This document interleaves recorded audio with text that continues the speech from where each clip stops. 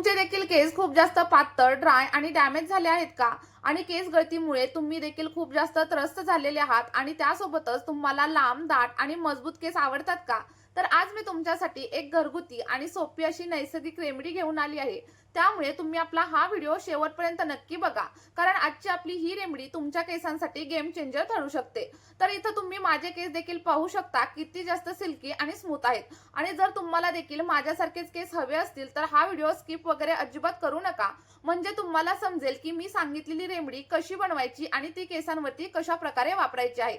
चला तर मग जास्त वेळ न घालवता आपण व्हिडिओला सुरुवात करूया. पण त्या अगोदर तुम्हाला एक छोटीशी विनंती आहे. तुम्ही जर आपल्या चॅनलवरती पहिल्यांदाच व्हिजिट करत असाल तर चॅनलला सबस्क्राईब करा आणि कमेंटमध्ये हे देखील सांगा की तुम्ही आपला हा व्हिडिओ नक्की कोणत्या गावामधून किंवा कोणत्या शहरामधून पाहत आहात. बघा, आपली रेमेडी बनवण्यासाठी सगळ्यात पहिल्यांदा आपल्याला एक स्टीलचं आणि जाड बुडाचं भांडं घ्यायचं आहे आणि त्यामध्ये साधारणतः 1 ग्लासभर एवढं पाणी ऍड करायचं आहे. लक्षात ठेवा, तुम्हाला स्वच्छ पाण्याचाच इथं वापर करायचा आहे आणि जर तुमच्याकडे फिल्टरचं वगैरे पाणी असेल ना तर तुम्ही त्याचा देखील वापर नक्कीच करू शकता. आता हे सगळं पाणी आपल्याला गॅसवरती ठेवायचं आहे आणि गरम करून घ्यायचं आहे. पाणी थोडंसं गरम झाल्यानंतर आपण याच्यामध्ये चहापत्तीचा वापर करणार आहोत. कारण चहापत्तीमध्ये अँटीऑक्सिडंट आणि टॅनिन भरपूर प्रमाणात असतात, ज्यामुळे आपल्या केसांवरती नैसर्गिक चमक येण्यासाठी मदत होत असते. चला तर मग चहापत्तीचे आणखी काही गुणधर्म आणि फायदे आपण जाणून घेऊयात. तर बघा, चहापत्ती आपल्या केसांवरती नैसर्गिक चमक आणण्यासाठी खूप जास्त उपयुक्त असते आणि जर तुम्ही चहापत्तीच्या पाण्याने हेअर वॉश केला म्हणजे जर केस धुतले तर तुमच्या केसांवरती एक नैसर्गिक चमक येते आणि केस अगदी सिल्की आणि सॉफ्ट होण्यासाठी देखील मदत होत असते. चहापत्तीमध्ये अँटीबॅक्टेरियल आणि अँटीफंगल गुणधर्म देखील असतात आणि ज्यामुळे आपल्या स्कॅल्प मधील कोंडा हळूहळू कमी होण्यासाठी मदत होते. सोबतच जर तुम्हाला केस गळतीची समस्या असेल तर ती देखील कमी होते आणि आपल्या स्कॅल्प मधील रक्ताभिसरण सुधारण्यासाठी देखील चहापत्ती आपल्याला मदत करत असते. बघा, इथे साधारणतः मी 1 ते 1.5 चमचा एवढ्या चहापत्तीचा वापर या रेमेडीमध्ये केलेला आहे. आणि बघा, चहापत्ती ऍड केल्याच्या नंतर साधारणतः 1 ते 2 मिनिटं आपल्याला हे सगळं काही पाणी अगदी व्यवस्थित असं बॉईल करून घ्यायचं आहे. आणि त्यानंतर आपण याच्यामध्ये दुसरा घटक ऍड करणार आहोत आणि ते म्हणजे तमालपत्र. काही लोक याला बे लीफ असं देखील म्हणतात आणि यामध्ये विटामिन्स, अँटीऑक्सिडंट आणि अँटीफंगल गुणधर्म असतात, जे आपल्या स्कॅल्पला डिटॉक्सिफाय करतात आणि केसांच्या वाढीसाठी देखील खूप जास्त उपयुक्त असतात. बघा, यामध्ये अँटीफंगल आणि अँटीबॅक्टेरियल गुणधर्म असतात आणि त्यामुळे जर आपल्या स्कॅल्पवरती खाज असेल, कोणत्याही प्रकारचं इन्फेक्शन असेल किंवा मग ड्रायनेस असेल ना तर ते देखील कमी होण्यासाठी मदत होत असते. त्यानंतर आपल्याला याच्यामध्ये तिसरा घटक ऍड करायचा आहे आणि ते म्हणजे लवंगा. कारण लवंगामध्ये अरोमॅटिक गुणधर्म असतात आणि त्यामुळे आपल्या स्कॅल्प मधील जी काही घाण वगैरे असेल किंवा डर्ट असेल ती क्लीन होण्यासाठी मदत होते. त्यासोबतच यामध्ये विटामिन्स, मिनरल्स आणि अँटीऑक्सिडंट असतात, ज्यामुळे आपल्या स्कॅल्पचं आरोग्य सुधारतं आणि आपल्या केसांची वाढ अगदी दुप्पट वेगाने होण्यासाठी मदत होत असते. त्याचप्रमाणे बघा, लवंगांमध्ये अँटी मायक्रोबियल गुणधर्म देखील असतात आणि त्यामुळे आपल्या स्कॅल्पवरील इन्फेक्शन कमी होण्यासाठी हेल्प होत असते. बघा, लवंगा ऍड केल्याच्या नंतर 2 ते 3 मिनिटं सगळं काही मिश्रण व्यवस्थित असं उकळून घ्या आणि त्यानंतर सगळ्यात शेवटी आपण याच्यामध्ये मेथीदाण्यांचा देखील वापर करणार आहोत. कारण मेथीदाण्यामध्ये प्रोटीन आणि निकोटिक ऍसिड भरपूर प्रमाणात असतं, ज्यामुळे आपल्या केसांच्या मुळांना मजबूती भेटते आणि सोबतच केस गळती देखील नियंत्रणात येण्यासाठी मदत होत असते. आणि मेथीदाणे आपल्या टक्कल पडलेल्या जागेवरती देखील नवीन केस उगवण्यासाठी मदत करतात आणि सोबतच आपल्या केसांच्या मुळांना म्हणजेच आपल्या स्कॅल्पला हायड्रेट करण्याचं देखील काम करत असतात. आता बघा, हे सिरम आपल्याला व्यवस्थित उकळून घ्यायचं आहे आणि तोपर्यंत जर तुम्ही आपल्या व्हिडिओला लाईक केलं नसेल तर लगेचच लाईक करा आणि त्यासोबतच तुम्ही हा व्हिडिओ नक्की कुठून पाहताय कमेंटमध्ये सांगायला अजिबात विसरू नका. बघा, आता तुम्हाला प्रश्न पडला असेल की हे मिश्रण नक्की किती वेळ उकळायचं. तर बघा, आपण घेतलेलं पाणी जोपर्यंत अर्ध राहत नाही तोपर्यंत आपल्याला हे मिश्रण अगदी व्यवस्थित असं उकळून घ्यायचं आहे. म्हणजे आपल्याला साधारणतः 10 ते 12 मिनिटं लागतात आपलं हे सिरम पूर्णपणे रेडी होण्यासाठी. आणि तुम्ही इथं व्हिडिओमध्ये पाहू शकता, सुरुवातीला आपण किती पाणी घेतलं होतं आणि आता किती उरलेलं आहे. आणि त्यासोबतच आपल्या पाण्याचा कलर देखील इथं पूर्णपणे चेंज झालेला तुम्हाला दिसत आहे.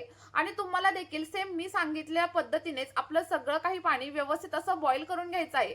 जेणेकरून काय होईल, आपण जे काही घटक घेतले त्यामधील सगळी काही पोषक तत्व आपल्या पाण्यामध्ये मिक्स होतील. आपलं सिरम इथं रेडी होतंय तोपर्यंत तुम्ही इथं पाहू शकता, मी अशा प्रकारची एक बॉटल घेतलेली आहे आणि त्यामुळे तुम्हाला हे सिरम केसांवरती अप्लाय करणं खूप जास्त सोपं जातं.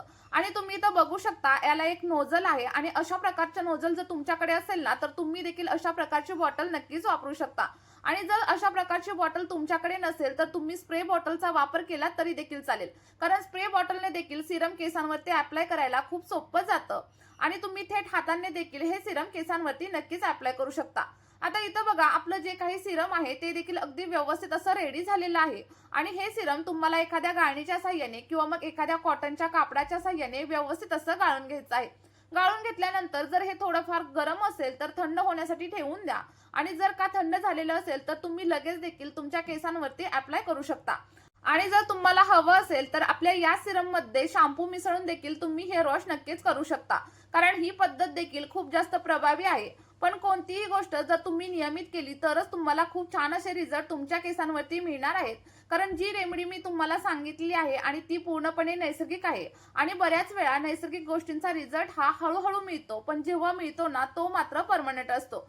चला तर मग आता मी तुम्हाला सांगते हे सिरम केसांवरती कशा प्रकारे अप्लाय करायचं, अप्लाय केल्यानंतर किती वेळ ठेवायचं आणि आठवड्यामधून किती वेळा या सिरमचा वापर करायचा। पण त्या अगोदर व्हिडिओ तुम्हाला थोडा जरी हेल्पफुल वाटला असेल ना तर व्हिडिओला एक लाईक करा आणि चॅनलला सबस्क्राईब केल्याशिवाय जाऊ नका। बघा, आता हे सगळं काही सिरम आपण एखाद्या स्प्रे बॉटलमध्ये ट्रान्सफर करणार आहे आणि त्यानंतर केसांवरती अप्लाय करणार आहे।